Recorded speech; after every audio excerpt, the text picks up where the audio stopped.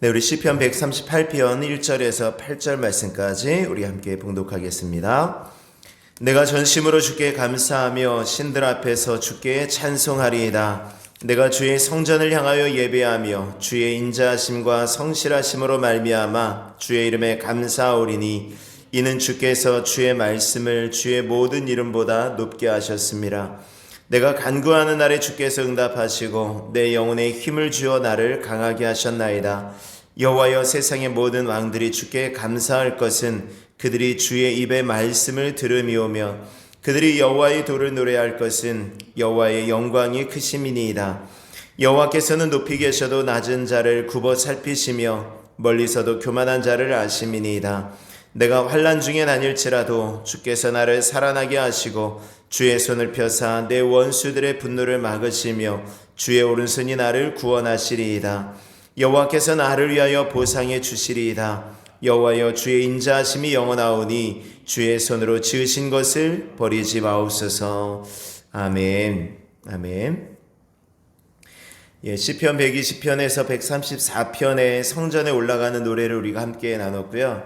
그리고 135편, 136편은 감사시였습니다. 그리고 지난 금요일에 나눴던 137편은 비탄시라고 말씀드렸습니다. 오늘 이제 시편 138편에서 145편까지는 다윗의 시, 다윗의 찬송시가 계속 이제 되어집니다. 오늘 시편은 다윗이 자신의 간구에 하나님께서 응답하시고 힘을 주셨습니다라는 것을 이제 찬양하는 내용입니다. 언제 지었는지 정확하게 알 수 없지만 하나님께서 약속하신 것을 지켜주셨습니다. 그런 어떤 감격을 노래하는 것으로 볼 때 다윗이 주변 국가를 다 정복한 후에 어느 정도의 전쟁이 다 끝나고, 그러니까 다윗의 인생이 거의 말기에 쓴 것으로 보고 있습니다. 어떻게 보면 거의 인생 마지막에 자기의 인생을 쭉 되돌아보면서 이제 하나님께서 매 순간마다 나를 어떻게 이끄셨는가, 그를 어떻게 붙드셨는가를 쭉 보면서 이제 감사하고 찬양하고 있는 것을 볼 수 있습니다. 1절의 말씀에 보면 내가 전심으로 주께 감사하며 신들 앞에서 주께 찬송하리이다 라고 말합니다. 내가 전심으로 라는 말은 마음을 다하고 온 마음으로 전인격적으로 이렇게 해석할 수가 있겠죠. 다윗이 전 인생을 지난 모든 인생을 되돌아본다면 우리가 아는 것처럼 이제 사무엘 상하의 말씀을 통해서 다윗이 어떻게 살았는가를 쭉 인생을 되돌아본다면 정말 하나님께서 다윗이 가는 곳마다 인도하셨구나, 그의 모든 생애를 붙드셨구나 라는 것을 알 수 있지 않겠습니까? 골리앗과의 싸움에서 하나님께서 다윗을 지켜주셔서 승리하게 하셨던 것이 있었고, 또 사울이 다윗을 죽이려고 계속해서 쫓아왔지만 하나님의 도우심으로 그 사울의 손에서 건져주셨던 그 사건이 또 있었고요. 왕이 된 이후에 다윗의 아들 압살롬이 다윗을 배신해서 이제 죽이려고 했지만 그 속에서, 그 위기 속에서도 다윗을 하나님께서 지켜주시고, 계속해서 있게 되어지는 전쟁 속에 다윗이 가는 곳마다 하나님께서 승리하게 하시고 붙들어 주셨던 모든 것들, 그러니까 결국 수없이 많은 죽을 고비, 그 죽음의 위협 속에, 죽음의 문턱에서 하나님께서 다윗을 다 건져주셨다라는 것입니다. 지난 모든 세월들 돌아보면 그 어느 것 하나 주의 손길에 안 미친 것 전혀 없네, 이런 찬양 있지 않습니까? 모든 세월을 가만히 되돌아보면서 하나하나 이렇게 생각해 보면 정말 하나님께서 행하셨다, 하나님께서 붙드셨다, 내가 그때 좋은 일이든 나쁜 일이든 힘들었던 일이든 간에 그 모든 것이 하나님께서 나를 붙드셨다라는 것을 고백할 수밖에 없는 것입니다. 오늘 이제 1절 다시 보면은 신들 앞에서 주께 찬송하리이다 라고 말합니다. 신들 앞에서. 여기서 신들이라는 것은 바알신, 아세라신 이런 신들 앞에서 이 말이 아니라 이제 오직 신은 하나님밖에 없으니까 여기서 이제 신들은 이 고대 사회에서는 재판하는 사람들, 이 재판하는 자리에 있는 사람들을 이제 신의 자리에 있는 사람들과 동일하게 여겼다 그래요. 신의 자리라고. 그래서 그들을 신들이라고 불렀다라는 것입니다. 그러니까 여기서 말하는 신들이라는 것은 결국 아주 높은 사람들, 아주 재판 자리에 앉은 그런 사람들 앞에서 내가 주께 찬송하겠다라는 것입니다. 이제 4절에 말씀에 보면은 세상의 모든 왕들이 주께 감사할 것은 이라고 말하잖아요. 그러니까 세상의 모든 왕들, 이 열왕들과 이 비슷한 맥락으로 해석하실 수 있다는 것입니다. 2절의 말씀에서 이렇게 말씀합니다. 2절에 내가 주의 성전을 향하여 예배하며 주의 인자하심과 성실하심으로 말미암아 주의 이름에 감사하오리니 라고 말합니다. 내가 주의 성전을 향하여 예배한다. 예배한다라는 것이 지금처럼 어떤 형식을 갖춰서 예배하는 것 뭐 이런 것이 아니라 보통 예배한다라는 말은 그냥 엎드린다, 땅에 엎드린다, 절한다 이런 의미가 좀 더 있습니다. 그러니까 다윗이 지금 이스라엘 왕이었고 말씀드렸듯이 거의 이제 이 다윗의 말년에 쓴 시라고 한다면 거의 노년이 뭐 60, 70 뭐 이런 정도 된 나이거든요. 근데 그 나이에 지금 하나님 앞에 나아가는 것입니다. 하나님 앞에 엎드리고 하나님 앞에 무릎 꿇고 뭐 이렇게 얘기를 하는 것입니다. 내가 주의 성전을 향하여 예배하며, 성전이라는 것이 계속해서 말씀드리지만 하나님의 임재가 머무는 곳, 하나님께서 함께 하시는 곳, 그래서 또 하나님을 의미하는 그런 뜻으로도 쓰일 수가 있겠죠. 그러니까 내가 성전을 향하여 예배한다라는 것은 내가 하나님을 향하여 예배합니다 라는 것으로 계속해서 봐도 될 것 같습니다. 하나님을 향하여 예배합니다. 그 하나님이 어떤 하나님이십니까? 인자하심과 성실하심, 하나님께서 인자하시고 성실하셨다라는 것이죠. 인자하셨다, 영원하시고 실패하지 않는 사랑으로 나를 붙드셨습니다. 성실하시다, 무조건 나를 믿어도 되는 진리, 그래서 나를 맡겨도 되는 견고함, 그 성실하심을 내가 찬양합니다라는 것입니다. 이렇게 인자하심과 성실하심은 하나님의 대표적인 성품이죠. 다윗의 고백만이 아니라 예레미야 선지자들, 예레미야 애가 3장 22절에서 말씀 보면은 여호와의 인자와 긍휼이 무궁하심으로 우리가 진멸되지 아니함이니이다. 이것들이 아침마다 새로우니 주의 성실하심이 크시니이다 라고 고백합니다. 그러니까 주님의 인자하심이 크십니다. 하나님의 성실하심이 아침마다 새롭습니다 라고 고백하는 것이죠. 예레미야 선지자는 유다가 멸망하기 전부터 멸망한 후까지 계속해서 이제 사역했던 그런 선지자입니다. 예루살렘이 완전히 회파되고 무너지는 것을 보았고 자기 임금인 시드기야가 눈이 뽑혀서 바벨론 제국의 쇠사슬로 묶여가는 것을 목도한 그런 사람이었죠. 뿐만 아니라 많은 귀족들과 많은 사람들이 이 바벨론의 포로로 끌려가는 것을 보았고요. 그리고 이 땅에, 이스라엘 땅에 남아있는 그런 모든 사람들도 역시 아주 피폐한 그런 삶을 살아가야 했던 것을 보았던 사람이었어요.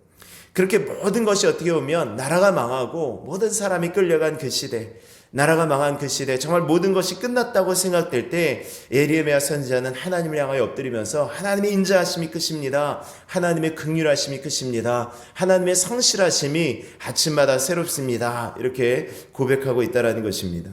그러니까 아주 모든 자기 자신의 인생뿐만이 아니라 나라의 모든 것들이 다 끝나버렸을 때 그때 하나님의 인자가 크십니다. 이렇게 고백하고 있었다라는 것이죠. 그 속에서 하나님의 사랑을, 하나님의 그 은혜를 경험하고 있었다라는 것입니다. 이렇게 다윗은 자신의 어떤 인생을 또 돌아보며 예레미야와 똑같은 고백을 하고 있는 것이죠. 3절의 말씀에 보면 내가 간구하는 날에 주께서 응답하시고 내 영혼에 힘을 주어 나를 강하게 하셨나이다 라고 고백합니다. 다윗의 간구에 있어서 하나님께서 응답해 주셨을 뿐만이 아니라 하나님의 응답으로 인하여서 내 영혼에 힘을 주어서 나를 강하게 하셨습니다. 내 속사람을 하나님께서 강하게 하셨습니다 라고 고백하는 것입니다.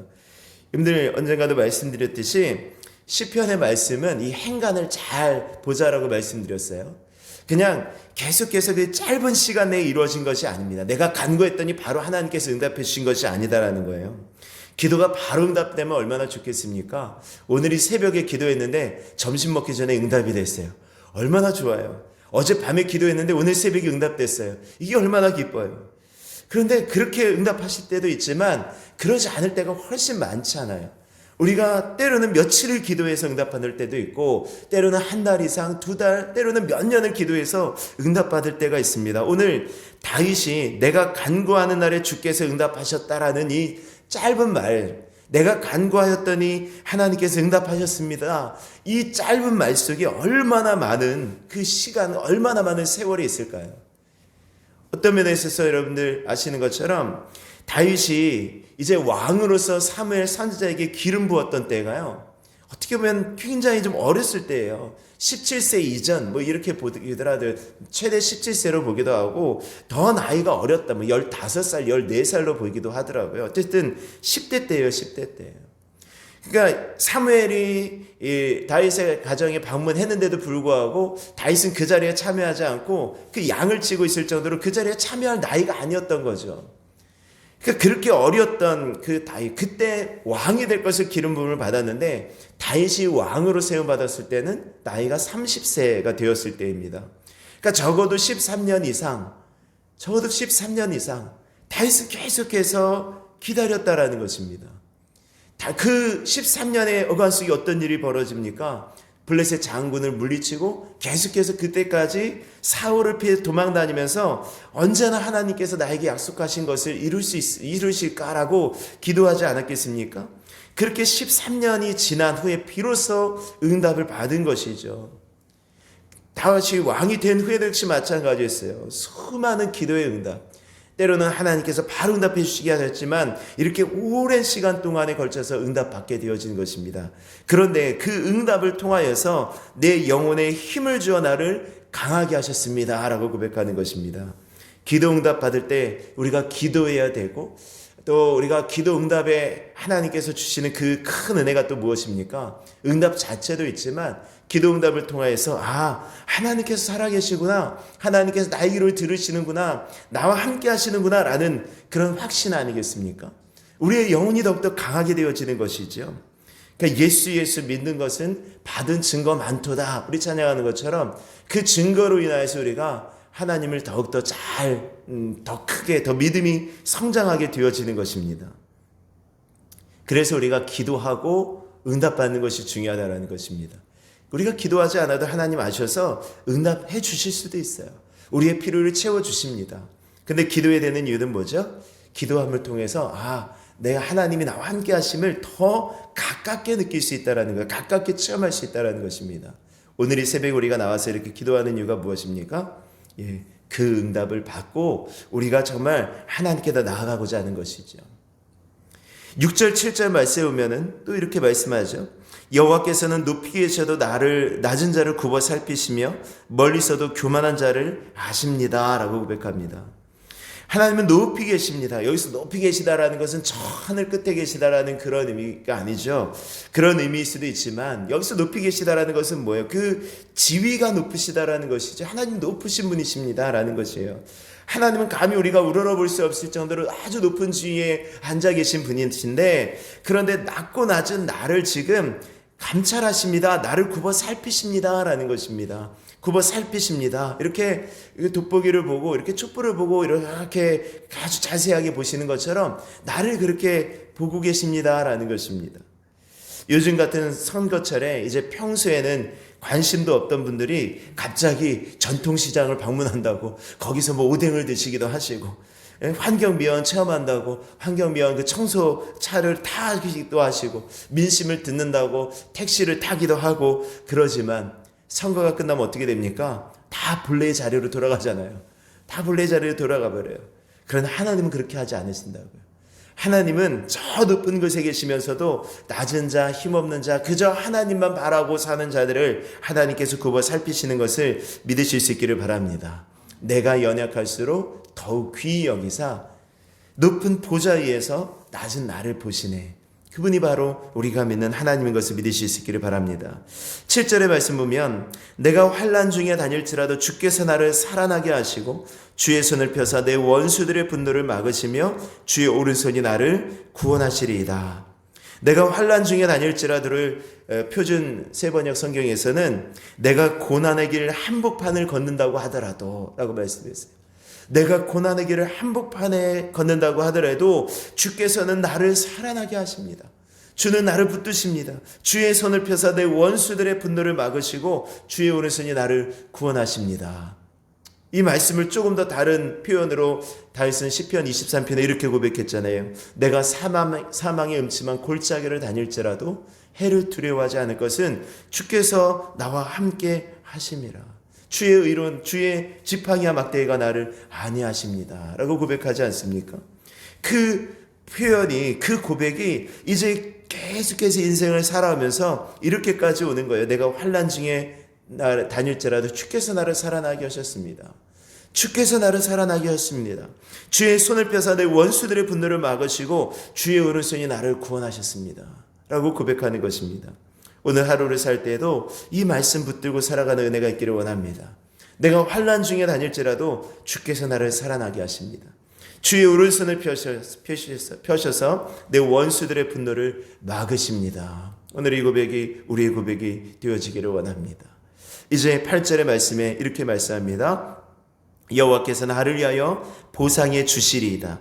여호와여 주의 인자하심이 영원하오니 주의 손으로 지으신 것을 버리지 마옵소서.